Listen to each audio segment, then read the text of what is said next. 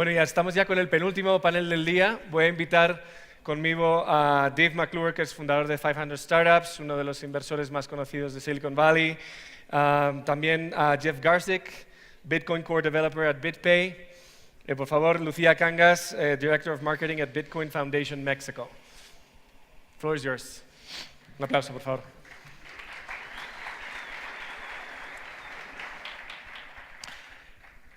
Great, so seeing as I'm not the Bitcoin expert here and you guys are, I believe you both have some prepared presentations, and then after that we may do a little bit of Q&A. Absolutely. Great, Jeff, do you want to go ahead and start?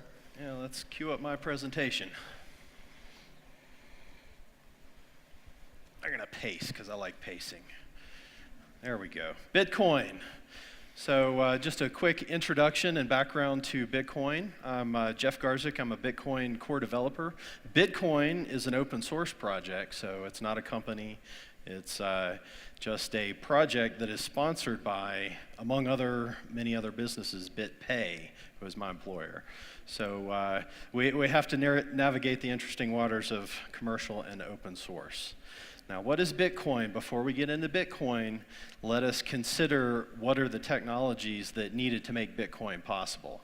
Because the creator of Bitcoin, he did make one or two very, very innovative designs, but fundamentally, he picked pieces off a library shelf to put together Bitcoin. The first piece was open source. And that's a new, relatively renewed software engineering method. Linux, Apache, etc.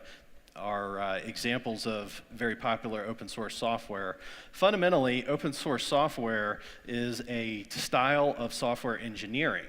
And it's a style of software engineering that takes its cues from biology, chemistry, and other sciences, in that peer review is critical. And that's nowhere more important is it than Bitcoin. Bitcoin's open source software is peer reviewed by myself and many other engineers, and that's the only way that you really gain trust. But over and above Bitcoin itself, open source software engineering posits that you release the source code, the sort of the guts, the DNA to your software, and you release it to the entire world. The entire world will review your software, examine it, peer review it, test it, and give you feedback. That's distinctly different from the other popular model of software engineering as closed source software development. And this was very, very nicely captured by Eric Raymond in a paper called The Cathedral and the Bazaar. And that really draws the analogy between a cathedral-type software design where you have a principal designer, he makes a decision, then that trickles down to other designers and managers, which trickle down into the inline software engineers. It's a very rigid, hierarchical system, and it does not accept input from outsiders very well. It's very difficult to change on a dime, rapidly iterate. In contrast, Eric Raymond in his paper draws the analogy to the closed source software being a cathedral and the open source software being a bazaar. Now you look at that picture, you think all those people, they're not coordinated, each of them are pursuing their own goal, their own mission to go buy some fruit or some clothes or something like that. But the point is that in open source, every developer who participates is really there to scratch their own itch, as we say. Every developer has elected to be there, has appeared on the internet and seen some interesting software, downloaded it, examined it, and as an engineer provided their engineering expertise. And so while it might seem chaotic, coordinating multiple developers worldwide over the internet has actually produced superior software over the long term. Linux being an excellent example. Linux kernel, which I also worked on, is present in over 1 billion Android smartphones worldwide. It's in almost every web server, and it's considered rock solid by most software engineers, and that wouldn't have been possible without software engineering. Second thing that Bitcoin required was the internet. Bitcoin could not have existed without the internet. Try to imagine someone coming up to you and telling you that it was just such a wonderful design that you were going to make 100,000 copies of this huge, ridiculously huge database all over the world. The engineers you propose that to would probably look at you strangely. Why are you making so many copies? But the internet, strangely enough, since we have all these powerful computers all over the world, we can innovate and create some very interesting designs by turning traditional logic on its head and asking really unique questions like that. So we needed open source and we needed the internet to interconnect everyone with all these powerful computers so that we can digitally copy data. But copying data, think about Bitcoin. Bitcoin is the world's first 100% pure digital currency. Why can't you just take a Bitcoin on your hard drive, copy it, give it to your brother, and now you and he both have a Bitcoin? Bitcoin solved that problem. It's called the double spending problem. And, or as someone more snarkily put it, Bitcoin really solved the DRM problem of limiting digital copies. That's really the key innovation that Bitcoin included.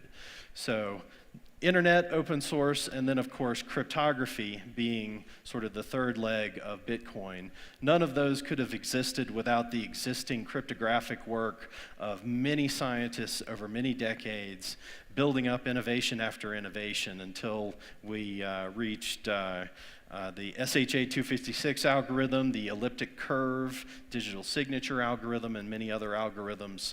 We're really standing on the shoulders of giants here by building this software because these scientists have already done the cryptanalysis for us. You know, I have no idea, you know, I couldn't parse that formula, but that is the formula for AES encryption. And that is the sort of math that Bitcoin is built on. You combine those all together, you get Bitcoin. Now, what is Bitcoin? Before I get into the currency, I want to emphasize that Bitcoin, the currency, is the first application of Bitcoin, the technology. Now, Bitcoin, the technology, is essentially a register of deeds, or a register of assets, or a register of ownership. All Bitcoins, this entire digital currency, all Bitcoins exist in the cloud. And if you are going to transfer Bitcoins to someone else, what you need are something called keys. Keys are little, just like your car key or your house key, keys indicate ownership. In this case, an ownership of a Bitcoin. And so when you transfer Bitcoins, you don't move them around in the cloud. The Bitcoins and the register of ownership of all the Bitcoins stays in the cloud. You just move Bitcoins from key to key. You say, I don't own this Bitcoin anymore. Someone else owns that Bitcoin. Now, I'm sure you all came here thinking you were going to hear about a new currency, and I'm talking about a register of deeds. Well, that's really what the foundation of Bitcoin was. Now we get to the currency view. What is Bitcoin? It's fundamentally digital cash, just like you have cash in your wallet. If you give that cash paper bill to someone else, that's an irreversible transfer. Unless you ask them for it back, you're not getting it back. It's a guaranteed payment, which is very attractive to merchants. It's, for example, I like to give the example of a merchant who sells gold and silver coins. Many of these merchants in the United States cannot accept credit cards because of high fraud rates. You can walk in, buy gold coins with your credit card, walk out, call your credit card company up and say, I never got my gold coins, give me my money back. That gold coin dealer has just been defrauded $10,000 or however much the purchase was, and it's the merchant's fault, according to the credit card companies, that fraud happened. Bitcoin eliminates all of that because it's a guaranteed payment. There's no chargebacks. It's irreversible. Bitcoin is not just a currency, it's also a payment network. If some of the audience has heard of SWIFT, that is an example of a payment network. Bitcoin is both the currency and the payment network together. because both are inextricably linked. One requires the other.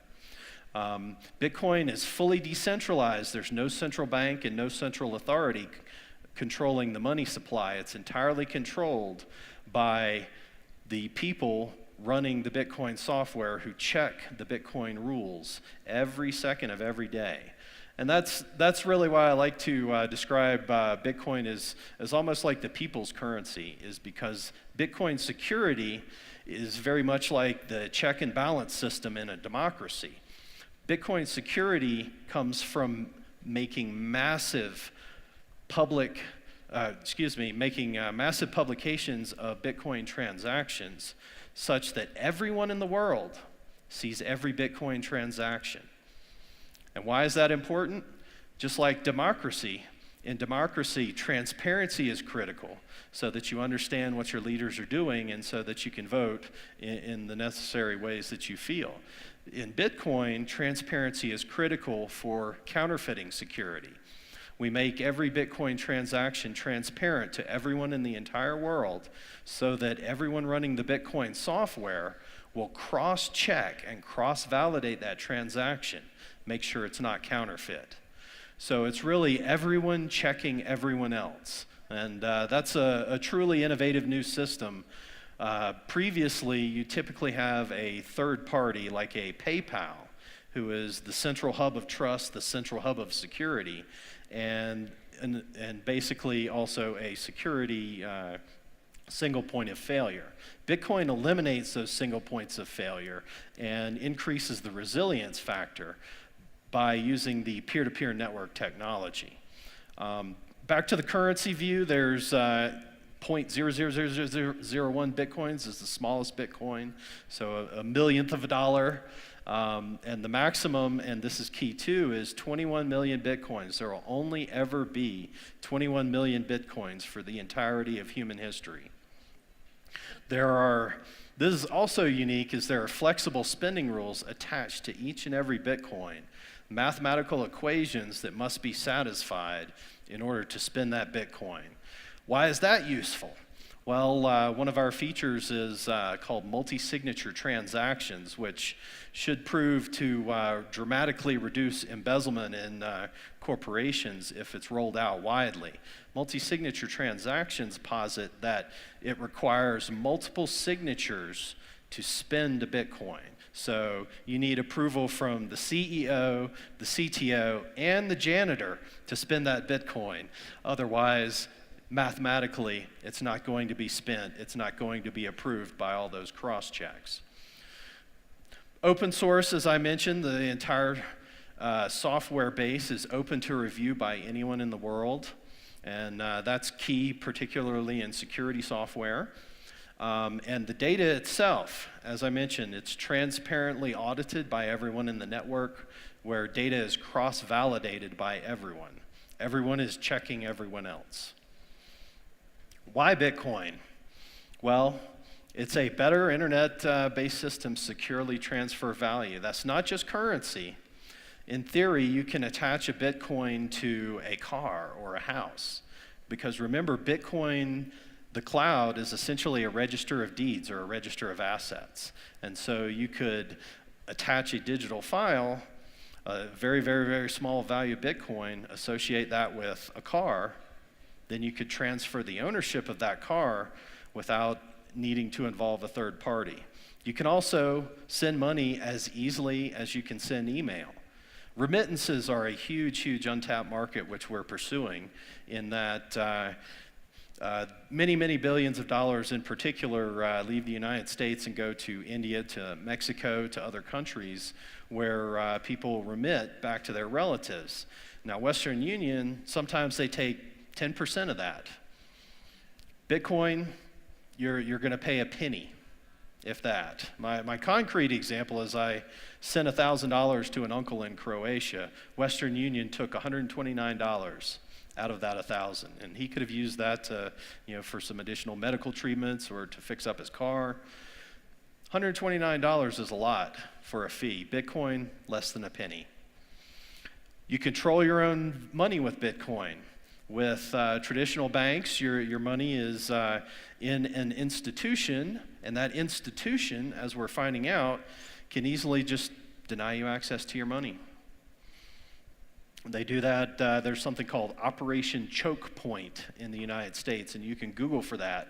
And they're choking out access to banking in whole industries in the United States, and Bitcoin is one potential solution to that. International settlements is another very attractive possibility where many banks who are transferring money across the border, they have, at each bank on each side of the border, they have multiple accounts just so that they can settle these cross-border transactions.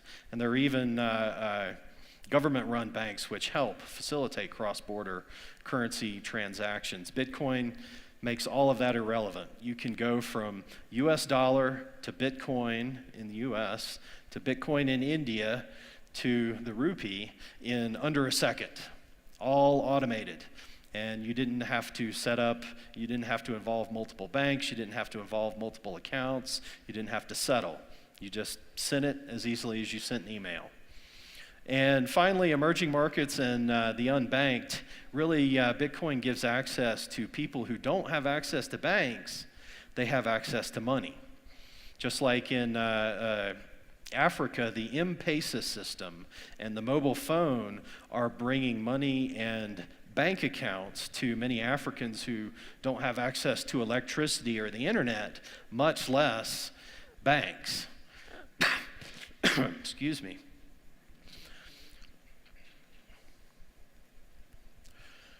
So that's Bitcoin, but as at the start of this talk, I reminded that we have Bitcoin the technology and also Bitcoin the currency. Bitcoin the currency is based on Bitcoin the technology, which provides a very interesting multi-peer database technology that is in technical circles called the virtual consistency.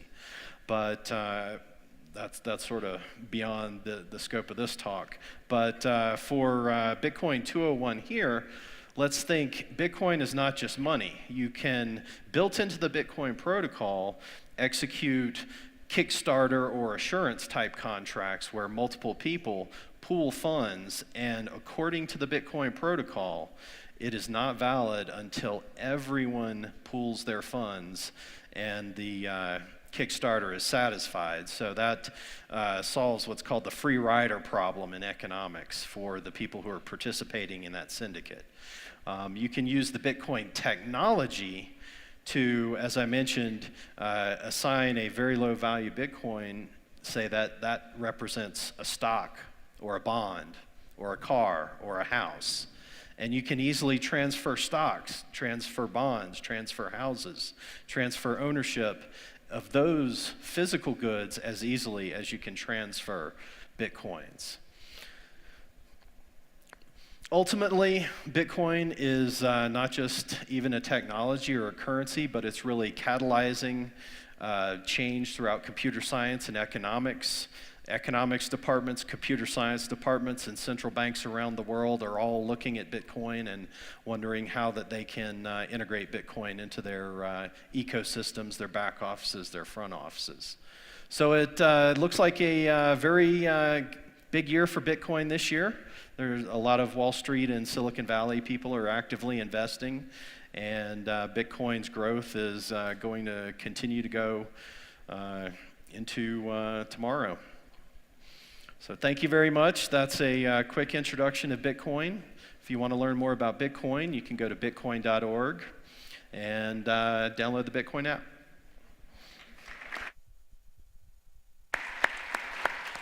Thank you. Ay, me voy a acomodar. Ay, no. Hola a todos. Muchas gracias por la invitación.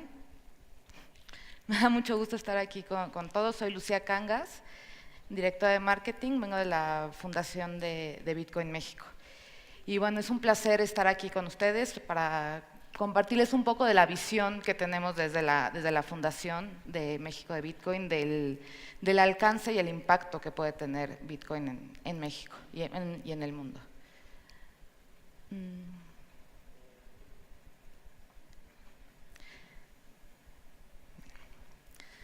Okay, I'm sorry guys, I'm going to do this in Spanish. Bueno, ya escuchamos un poco hablar a Jeff de qué es Bitcoin, de cómo se llegó a ella, de qué era necesario para tener la divisa, pero ahorita está haciendo mucho ruido, en los medios se habla de Bitcoin, hay mucha controversia alrededor de esta moneda, ¿no? Entonces, ¿por qué? Y ¿por qué? Tengo dos citas que me gustan. Por ejemplo, John Matonis de la Fundación Internacional de Bitcoin dice que Bitcoin atrae políticos, tecnólogos, sociólogos, filósofos, capitalistas sociales y hasta políticos. Mucha gente está interesada porque ve los beneficios, ve las oportunidades que tiene Bitcoin desde distintas áreas, desde distintos puntos de vista. Otra cita es, nadie puede decir que no se habla de Bitcoin. Aún así, la enorme diferencia entre lo que la prensa y la mayoría de la gente piensa que Bitcoin es y lo que un creciente número de tecnólogos cree es impactante. Se está hablando mucho en la prensa, pero se está tocando mucho la superficie de lo que es Bitcoin y muchas veces no se llega como al fondo de lo que realmente es y lo que puede aportar. Bueno, antes de entrar a detalle con lo de Bitcoin, quiero hablar un poco del dinero y de la historia del impacto que tiene en la sociedad. Yéndonos muy atrás, empezando desde el trueque.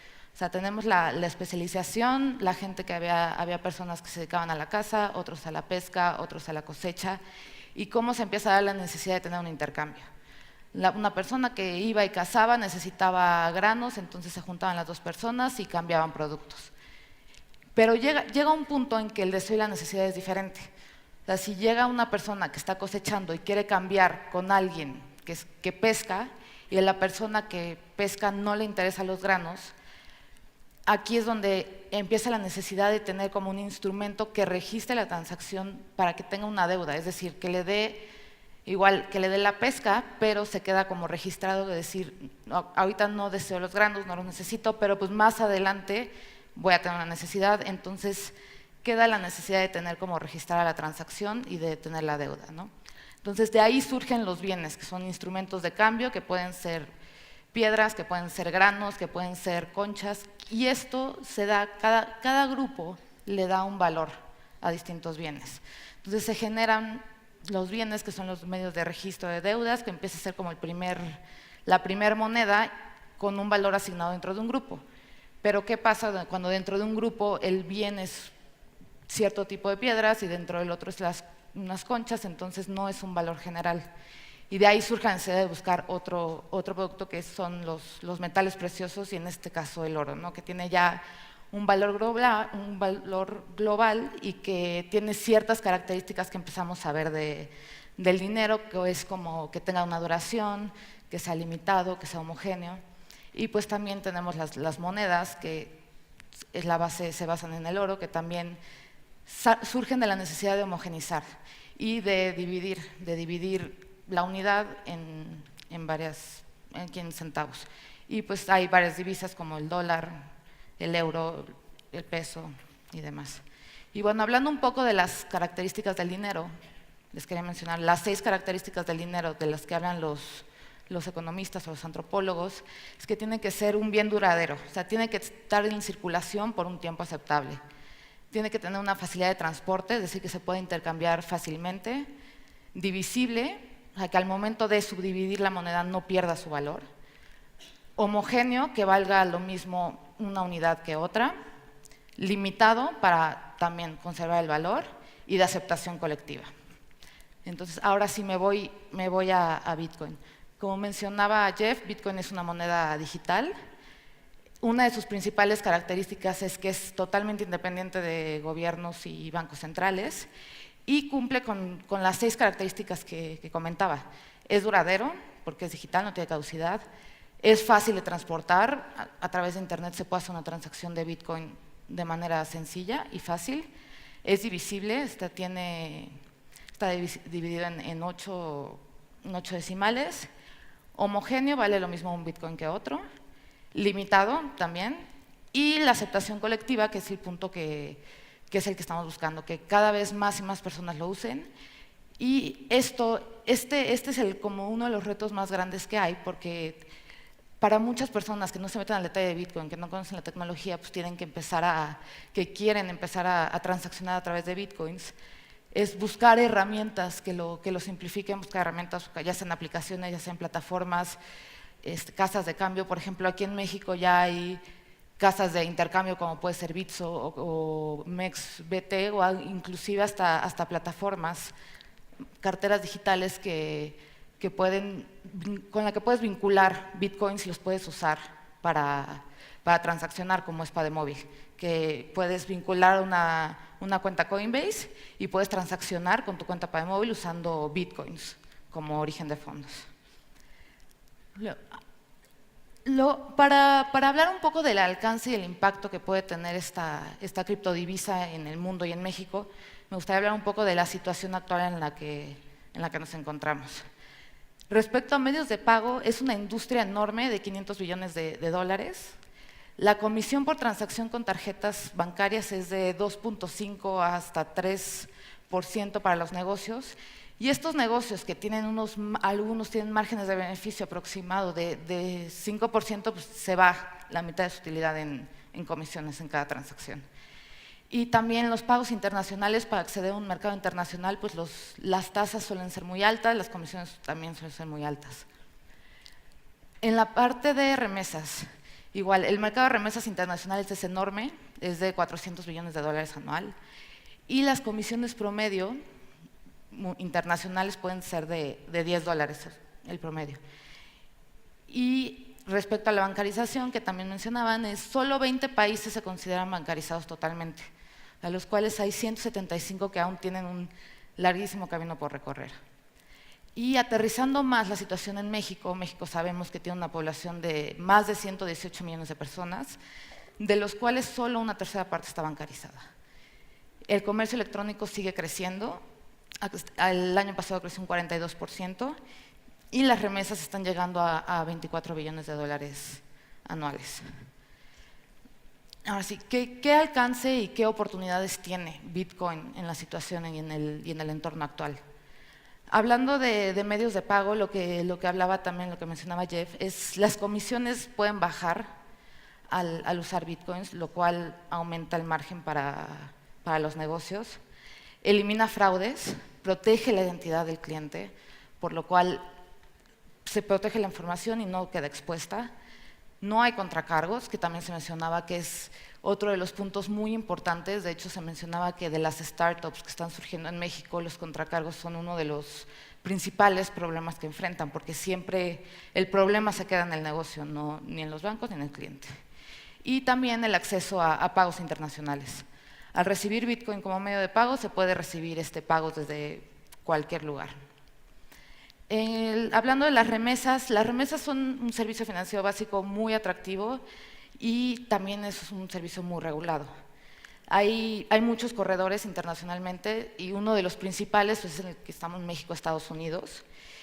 Y hablando de las remesas hay muchos jugadores involucrados. No solo está el emisor y el receptor, también hay transmisores de dinero, está la red donde pueden operar, lo cual al tener tantos jugadores involucrados hace que los costos aumenten y que haya mayores comisiones. Por ejemplo, en México el promedio de la remesa está en aproximadamente de 250 dólares, de los cuales la comisión es aproximadamente de 15. Entonces, como mencionaban, las comisiones son muy altas y las personas que están en México, en Estados Unidos, los mexicanos que están enviando dinero a su familia, están pagando costos muy altos del envío de remesas. También la regulación de las remesas es muy compleja, involucra una regulación tanto internacional como local, en varios países desde el origen hasta el destino, y pues en casos como en Estados Unidos la regulación no es nacional, sino muchas veces es local. La regulación en Texas es distinto que de California, entonces hay muchas cosas involucradas. En este sentido, Bitcoin aporta mucho, además de que baja los costos también. Como mencionaba Jeff, está el caso de Kenia, que M-Pesa está lanzando su nuevo producto, que es BitPesa, que está permitiendo a personas en Gran Bretaña enviar dinero a Kenia. Y no solo allá, aquí en México también, a través de Pademóvil, personas desde Estados Unidos pueden enviar Bitcoin a sus familias en México. Entonces ya es una realidad que se está haciendo y es una muy buena oportunidad para Bitcoin. La parte de acceso a servicios financieros básicos, también muchos países en desarrollo, para la población no es tan fácil acceder a estos servicios. Y con Bitcoin hace los servicios más accesibles y costos más bajos, ¿no? Y en cuestión de micropagos, hay industrias como puede ser el periodismo que están empezando a distribuir revistas o periódicos online, que el contenido muchas veces no es tan accesible por muchos artículos ahorita con los precios que hay. Sin embargo, con los micropagos, al tener Bitcoin 8 divisibles, es mucho más fácil acceder a tener este tipo de micropagos. Con respecto al impacto, Bitcoin tiene un efecto multiplicador y de adopción muy grande, es decir, cada vez más gente lo está usando, mientras haya más mineros que estén haciendo, más empresas, más emprendedores que están usando Bitcoin, empieza a crecer y la aceptación es más grande. Aquí hoy en día hay casi 13 millones de Bitcoins en el mundo y se están haciendo como unas 60,000 transacciones todos los días. En el aspecto de la privacidad, respetar y defender la privacidad que les comentaba de los clientes no equivale a transacciones anónimas. Todas las transacciones se registran en un log y las transacciones pueden ser seudónimas más no anónimas porque hay un control. Lo del descontrol generado por el descontrol de gobiernos y bancos centrales. Este punto es como una moneda de dos caras. Desde la parte de los gobiernos y los bancos centrales se puede ver a Bitcoin como, al no estar regulado, como algo que genera un poco de descontrol. Pero si se ve desde el otro punto, Bitcoin, al tener el registro público abierto, la percepción puede ser un poco más de control que lo que ha demostrado bancos, gobiernos con las crisis económicas o las crisis políticas que ha habido en los últimos años, ¿no? Y bueno, como les comentaba, el acceso a servicios financieros básicos de toda la población. Y bueno, el impacto que está teniendo ya ha generado que Apple ya abrió sus aplicaciones, ya pueden aceptar Bitcoin a partir de ahorita. eBay, Amazon ya están metidos en transacciones en dinero electrónico. Facebook acaba de contratar al director de PayPal para que empezara a monetizar sus aplicaciones del Facebook Messenger o WhatsApp. Y como les comentaba, aquí en México, desde Pademóvil vamos a lanzar la próxima semana Exchange, que es un chat que es cliente de Telegram, a través del cual la gente va a poderse enviar Bitcoins o inclusive pagar tarjetas de regalo o recargar tiempo aire usando tanto dinero como Bitcoin. Y bueno, me gustaría finalizar con una frase de Raúl Nogales, que es el presidente de la Fundación de México, que dice: el uso de Bitcoin en México y en el mundo es una tendencia a la alza. La necesidad de educación, estandarización, protección y promoción de Bitcoin a un nivel local se ha convertido en algo primordial. Entonces, pues, muchas gracias.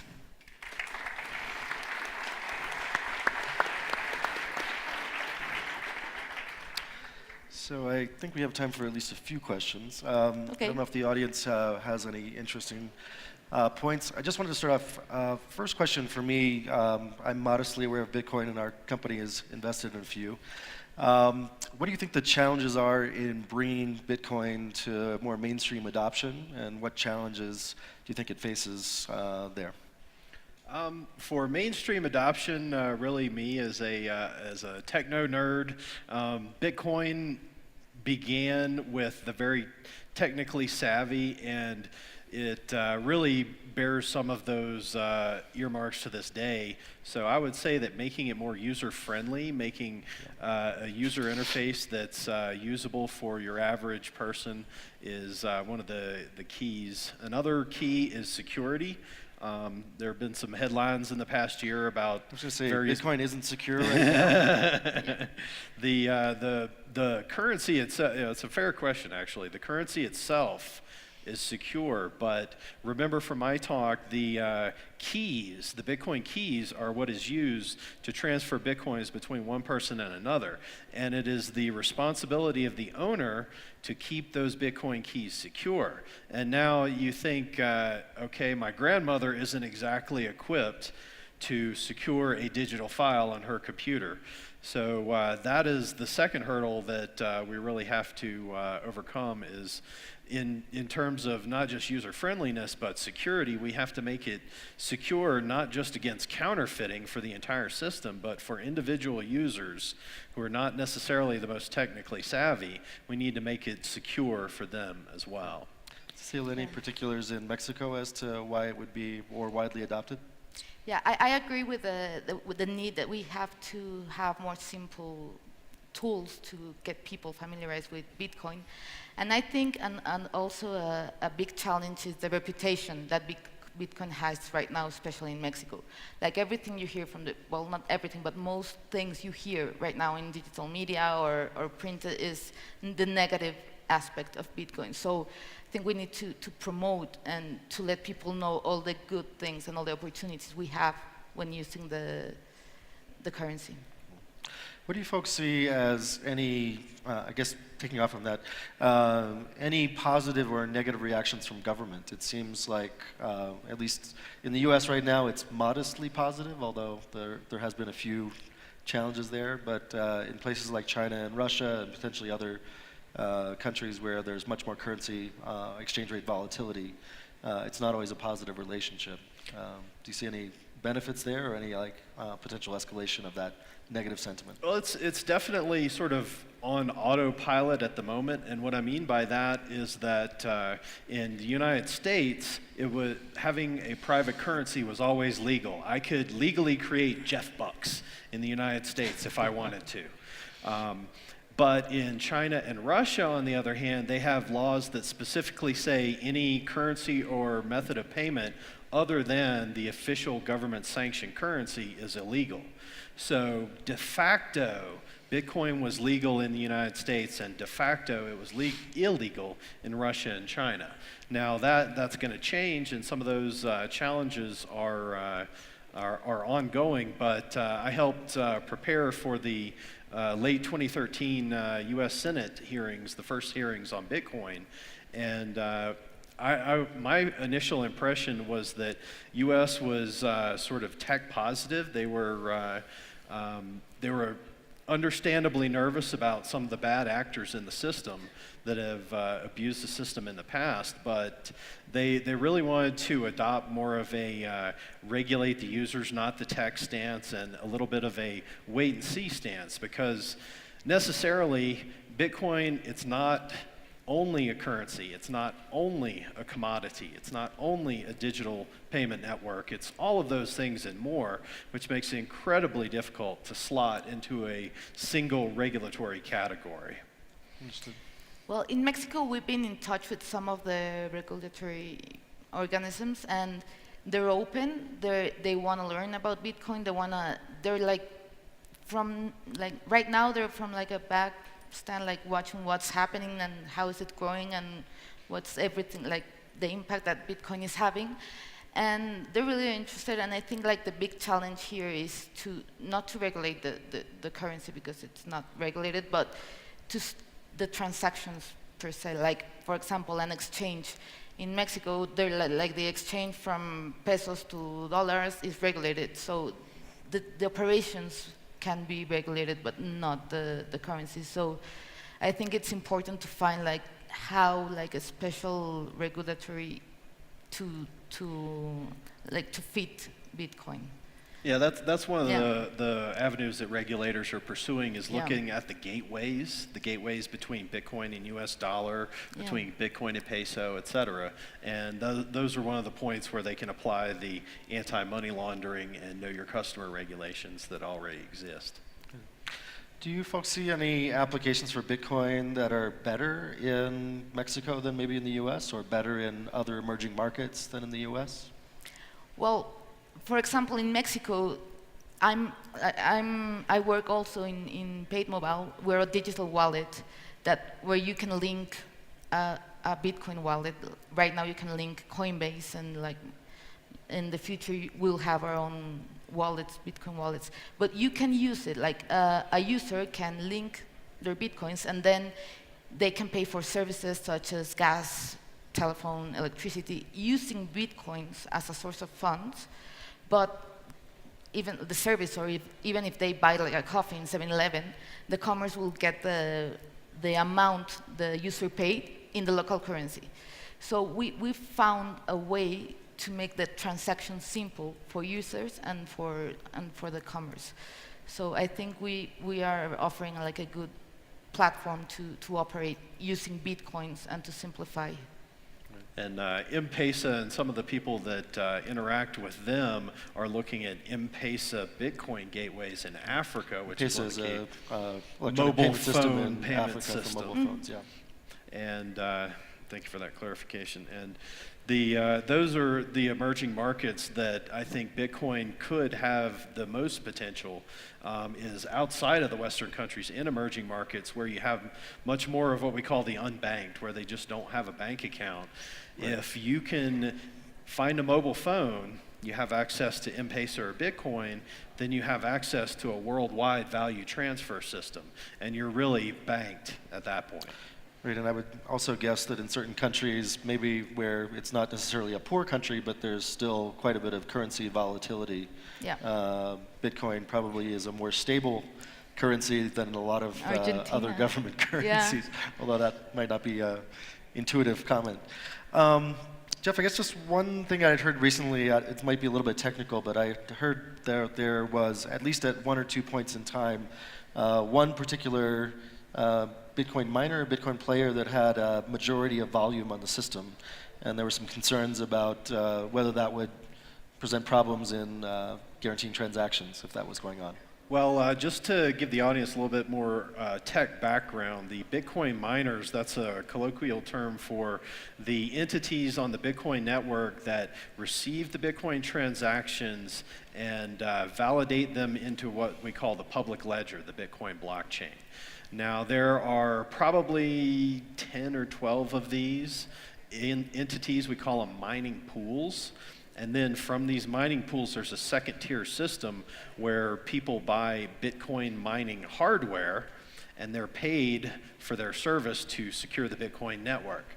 Now, what Bitcoin miners do is they pick transactions to add to the public ledger.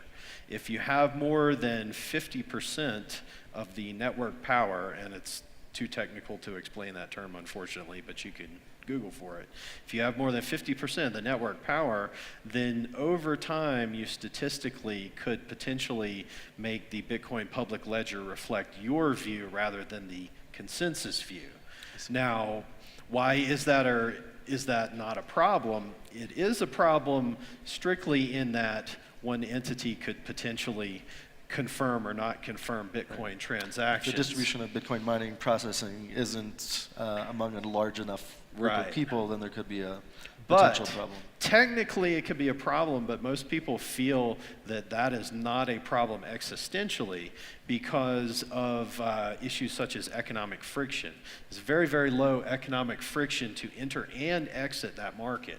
And so in Bitcoin mining, we see very large market shares generated rapidly, but also disappear rapidly as well. And so over time, we've seen different entities have that.